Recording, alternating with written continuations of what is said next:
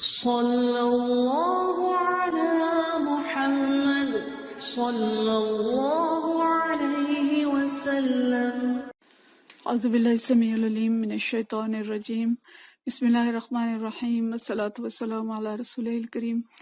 بخاری شریف باب التیمم ہم نے پچھلی دفعہ ختم کیا تھا، اور اس دفعہ جو باب ہم شروع کریں گے یہ باب الصلاۃ ہے، یعنی نماز کے مسائل کے بارے میں، اور اس میں مختلف ابواب ہوں گے جو مختلف موضوعات کے تحت ہوں گے۔ تو پہلا باب جو ہے اس کے اندر 2 احادیث ہیں جو ہم انشاءاللہ ان 2 دروس میں دیکھیں گے۔ پہلی حدیث ذرا لمبی ہے اس لیے کچھ وقت اس میں لگے گا۔ تو آج کی جو حدیث ہوگی انشاءاللہ، اس کا جو عنوان امام بخاری نے لگایا ہے یہ ہے کتاب الصلاۃ، اور باب ہے کیف فرضت الصلاۃ فی الاسراء، کہ اسراء کی رات میں، لیلۃ الاسراء میں جو معراج کی رات تھی اس میں نمازیں کس طرح فرض کی گئیں۔ یعنی نماز کے باب کے ابتدا میں وہ ہمیں اس تفصیل بتا رہے ہیں کہ نماز جو ہے یہ فرض کس طرح ہوئی تھی، کہاں ہوئی تھی۔ تو یہ باب جو ہے اس میں حضرت ابن عباس رضی اللہ تعالیٰ عنہ کا ایک قول لائے ہیں شروع میں، وقال ابن عباس حدثنی ابو سفیان فی حدیث ہرقل، کہ ابو سفیان نے حدیث ہرقل میں جو ہم سے بیان کیا، فقال یامرنا، کہ ہمیں حکم دیا گیا، کس چیز کا حکم دیا گیا؟ یعنی نبی صلی اللہ علیہ وسلم بالصلاۃ والصدق والعفاف، کہ نبی کریم صلی اللہ علیہ وسلم نے ہمیں نماز، سچائی اور پاک دامنی کا حکم دیا کرتے تھے۔ تو یہ آغاز میں بیان لا کے اس کے بعد وہ حدیث جو لاتے ہیں وہ پوری معراج شریف کی حدیث ہے، جو طویل حدیث ہے، کہ کس طرح نبی کریم صلی اللہ علیہ وسلم معراج پہ گئے تھے اور کس طرح سے ان کی وہاں دیگر انبیاء سے ملاقاتیں ہوئی تھیں، اور پھر نماز فرض ہوئی، اور پھر موسیٰ علیہ السلام سے ملنا اور نماز کی تعداد میں تخفیف۔ تو یہ ساری چیز ہم پڑھیں گے، لیکن اس کو پڑھنے سے پہلے ایک بات جو ہمیں ذہن میں رکھنی چاہیے کہ ہمیں اس بحث میں پڑھنے کی ضرورت نہیں ہے کہ یہ معراج جو تھا یہ روحانی تھا یا جسمانی تھا، آپ صلی اللہ علیہ وسلم کی صرف روح اوپر گئی تھی یا جسم گیا تھا۔ اس پہ علماء نے بہت بحث کی ہے، اور جو اکثریت علماء کی ہے ان کا یہی رائے ہے کہ یہ جسمانی تھا۔ لیکن بہرحال ہم اس بحث میں پڑھے بغیر ہمیں جس چیز کی ضرورت ہے وہ یہ کہ ہم اس پہ ایمان لائے ہیں کہ جو کچھ اللہ نے فرمایا ہے اور جو کچھ آپ صلی اللہ علیہ وسلم نے فرمایا ہے وہ سچ ہے۔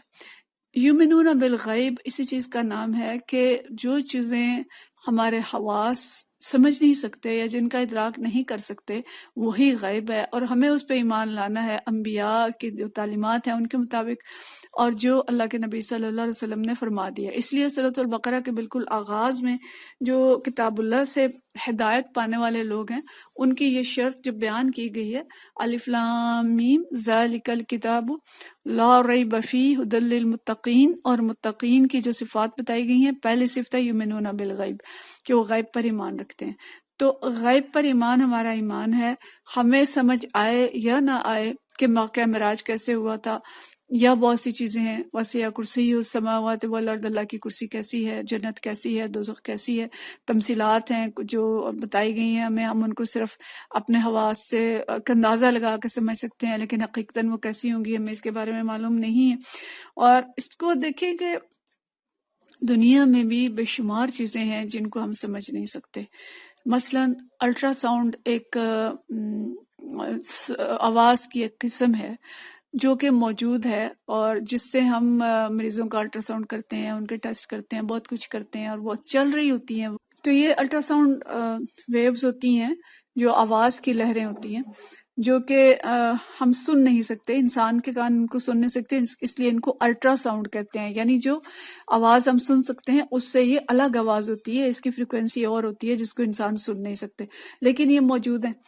اسی طرح سے بہت سی دیگر آوازیں ہیں، بہت سی چیزیں ہیں جو ہم نہیں دیکھ سکتے۔ ہمیں معلوم ہے کہ بہت سے جانور ہیں جو اندھیرے میں دیکھ لیتے ہیں، بلی دیکھ سکتی ہے، اور کئی جانور ہیں، کئی جانور ایسے ہیں جو ایسی آوازیں سن لیتے ہیں جو ہم نہیں سن سکتے۔ تو اس کا مطلب ہے کہ کائنات کا بہت تھوڑا حصہ ہمارے علم میں ہے، ہمارے حواس محدود ہیں، ہمارا علم محدود ہے۔ اگر ہمیں یہ چیزیں سمجھائی بھی جاتی تو ہم شاید سمجھ نہ سکتے۔ جیسے صحابہ کرام رضوان اللہ مجمعین کے دور میں جو سواری تھی وہ خچر تھے، گھوڑے تھے، اونٹ تھے یا گدھے تھے، تو جب بات کی گئی دجال کی سواری کی تو کہا گیا کہ وہ چند منٹوں میں صبح کو کہیں ہوگا تو شام کو کہیں ہوگا. اس وقت صحابہ کرام کے لیے اس کو سمجھنا مشکل تھا، کیونکہ انہوں نے تو جہاز نہیں دیکھے تھے اور یہ چیزیں نہیں دیکھی تھی. ہم اس کو سمجھ سکتے ہیں کہ آج دجال کی آواز یا کوئی بھی شخص آج مغرب میں بولتا ہے تو مشرق میں سنائی دیتا ہے، امریکہ سے آواز اٹھتی ہے تو ہم یہاں سنتے ہیں، اور جہاز جو ہیں وہ گھنٹوں میں کئی یعنی ہزاروں میل کے فاصلے جو ہیں وہ طے کر لیتے ہیں. تو اس لیے چیزیں موجود ہیں، لیکن چونکہ ہمارے حواس اور ہمارے علم محدود ہیں ہم ان کو اس طرح سے سمجھ نہیں سکتے. لیکن اللہ کے نبی صلی اللہ علیہ وسلم نے جو کچھ بتایا ہے وہ سچ ہے، اور جتنے انبیاء آئے انہوں نے جو تعلیمات دی ہیں وہ سب کی سب سچ ہیں، ہمیں سمجھ آئے یا نہ آئے. اب معلوم ہے کہ حضرت ابوبکر صدیق رضی اللہ تعالیٰ عنہ کو جو صدیق کا لقب ملا تھا وہ کس چیز پہ ملا تھا کہ جب لوگوں نے آ کے ان سے کہا کہ جی تمہارے صاحب، آپ کے صاحب یہ کہتے ہیں کہ وہ ایک رات میں بیت المقدس سے ہو کے واپس آ گئے ہیں، تو بھلا ایسا ممکن ہے؟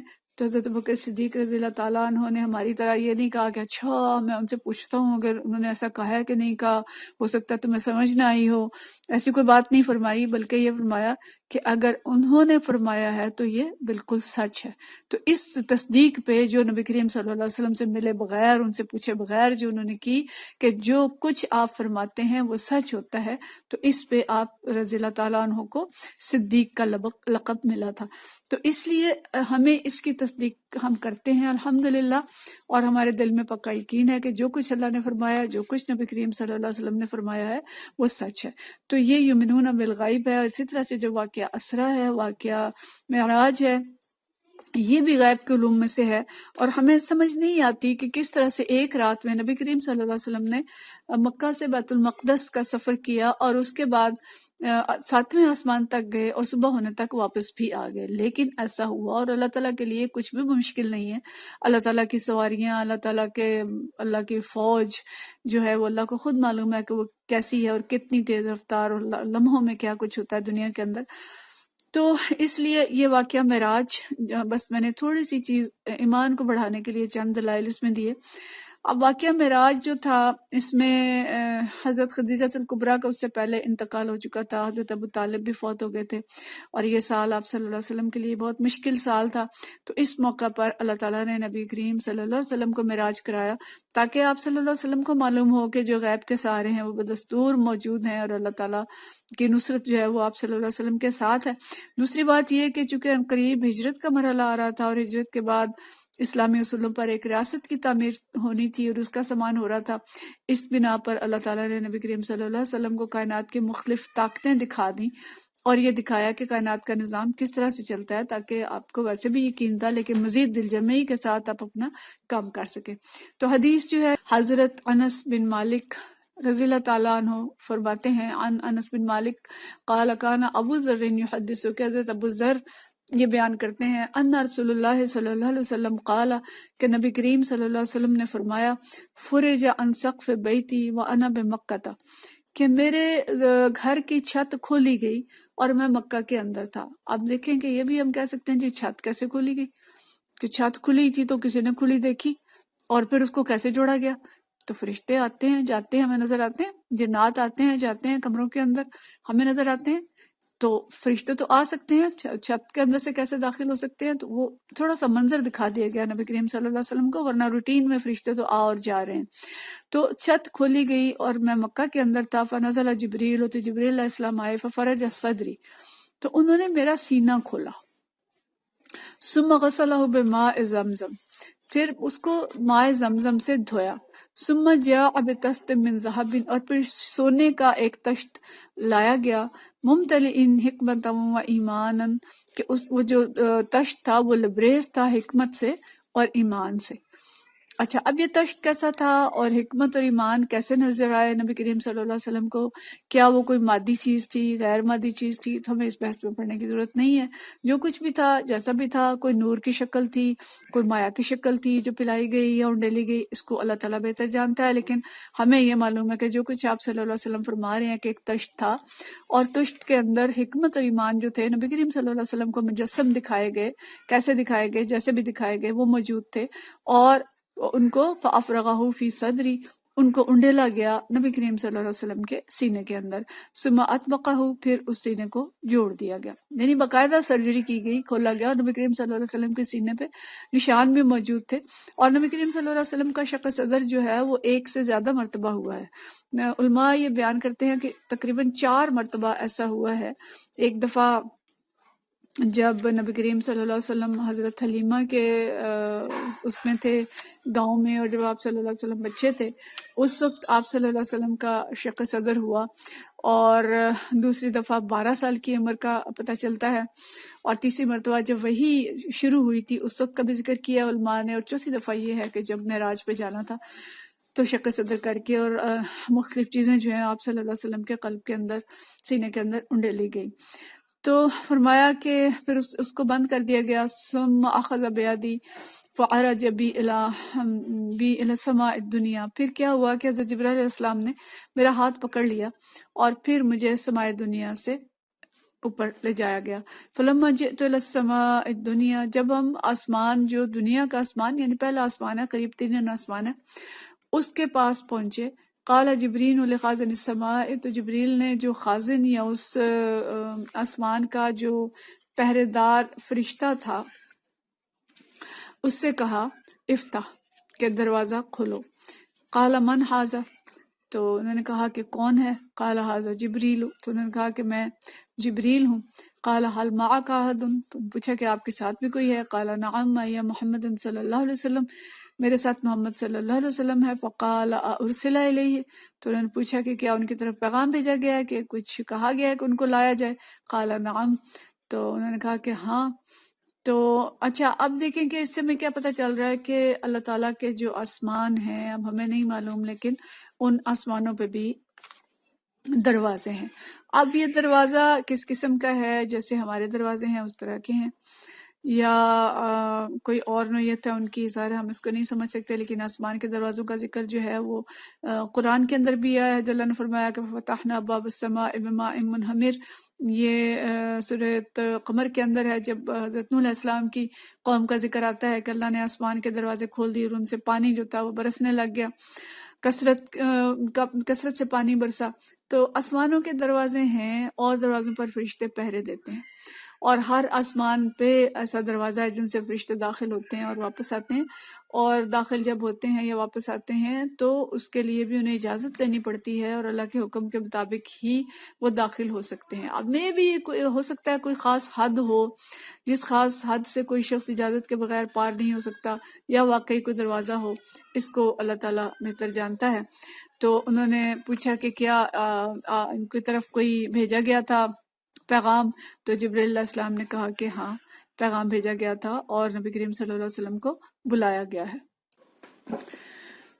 تو جبرائیل علیہ السلام نے کہا قال نعم، کہ ہاں بلایا گیا ہے۔ فلما فتح، جب وہ دروازہ کھلا، علونا السماء الدنیا، تو ہم جو سماء دنیا تھا یعنی جو پہلا آسمان تھا، ہم اس سے اوپر گئے یا اس کی طرف گئے۔ فَإِذَا رَجُلٌ قَاعِدٌ عَلَى يَمِينِهِ أَسْوِدَةٌ وَعَلَى يَسَارِهِ أَسْوِدَةٌ، تو کہتے ہیں کہ ہم نے وہاں دیکھا ایک شخص کو، رجل قائد، ایک شخص بیٹھا ہوا ہے، اور ان کے دائیں طرف کچھ گروہ ہیں، گروہ کے گروہ ہیں، اور ایک بائیں طرف بھی بہت سارے گروہ ہیں، یعنی بہت سی پرچھائیاں کہہ سکتے ہیں، یا مادی چیز، مادی اجسام بھی اس سے مراد ہے کہ ایک شخص بیٹھا ہے اور اس کے دائیں طرف بھی بہت سارے مادی اجسام ہیں اور بائیں طرف بھی بہت سارے اجسام ہیں۔ وَإِذَا نَظَرَ قِبَلَ يَمِينِهِ ضَحِكَ وَإِذَا نَظَرَ قِبَلَ يَسَارِهِ بَكَى، اور جب یہ اپنے دائیں طرف دیکھتے ہیں تو ہنس پڑتے تھے، اور جب بائیں طرف دیکھتے تھے تو رونے لگ جاتے تھے۔ تو نبی کریم صلی اللہ علیہ وسلم نے پوچھا، بلکہ اس سے پہلے جب انہوں نے نبی کریم صلی اللہ علیہ وسلم کو دیکھا، فرمایا مرحبا بالنبی صالح و ابن صالح، تو انہوں نے کہا کہ خوش آمدید اے صالح نبی اور اے صالح بیٹے۔ قلت جبریل من ھذا، تو نبی کریم صلی اللہ علیہ وسلم فرماتے ہیں میں نے پوچھا جبریل علیہ السلام سے کہ یہ کون ہے؟ قال ھذا آدم، کہ یہ آدم علیہ السلام ہے، اللتی عن شمالہ اہل النار، جو ان کو بائیں طرف بہت سارے گروہ نظر آ رہے ہیں، یہ اہل دوزخ ہیں۔ فَإِذَا نَظَرَ عَنْ يَمِينِهِ ضَحِكَ، جب یہ اپنے دائیں طرف دیکھتے ہیں تو یہ ہنسنے لگ جاتے ہیں، کیونکہ جو ان کے دائیں طرف ہیں فَأَهْلُ الْيَمِينِ مِنْهُمْ أَهْلُ الْجَنَّةِ، کہ جو ان کے دائیں طرف ہیں وہ اہل جنت ہیں، اور جو بائیں طرف ہیں وہ اہل دوزخ ہیں۔ تو جب اہل جنت کو دیکھتے ہیں تو مسکراتے ہیں، اور جب اہل دوزخ کو دیکھتے ہیں تو رونے لگ جاتے ہیں۔ تو یہ پہلے آسمان تک کا واقعہ تھا کہ نبی کریم صلی اللہ علیہ وسلم وہاں پہنچے، حضرت آدم علیہ السلام کو دیکھا، اور آدم علیہ السلام کی جو کیفیت تھی، نہیں پہلے تو انہوں نے نبی کریم صلی اللہ علیہ وسلم کو خوش آمدید کہا، اور جو مخاطب کیا نبی صالح اور ابن صالح، کہ ان کو معلوم تھا کہ یہ بیٹے ہیں۔ اب یہ کس طرح سے معلوم ہوا، کس نے بتایا، یہ پھر چیزیں جو ہماری بحث کی نہیں ہیں، ظاہر ہے اللہ تعالیٰ نے ان کو علم دے دیا ہوگا، اور ان کو پہنچتے ہی پتہ چل گیا ہوگا کہ نبی کریم صلی اللہ علیہ وسلم ہے، یا ہو سکتا ہے فرشتوں نے ان کو بتا دیا ہو۔ تو اس طرح سے نبی کریم صلی اللہ علیہ وسلم نے آدم علیہ السلام کو دیکھا، اور جو منظر وہاں پہ دیکھا کہ دائیں طرف دیکھتے ہیں تو روتے ہیں، اور بائیں طرف دیکھتے ہیں تو دائیں طرف دیکھتے ہیں تو خوش ہوتے ہیں، اور بائیں طرف دیکھتے ہیں تو روتے ہیں۔ تو یہ روحیں ہیں جو جنت میں جانے والی دائیں طرف، اور جو دوزخ میں جانے والی ہیں بائیں طرف، اللہ تعالیٰ ان کو ان کے سامنے پیش کرتا ہے، اور ان کو دیکھ کے وہ روتے ہیں۔ تو آج یہاں تک کہ یہ حدیث ہو سکی ہے، بقیہ حصہ ہم انشاءاللہ اگلی دفعہ دیکھیں گے، اور اس کے حدیث کے اندر سے جو مزید اسباق ہمیں ملتے ہیں وہ بھی انشاءاللہ ہم اگلی دفعہ دیکھیں گے۔ وآخر دعوانا ان الحمدللہ رب العالمین۔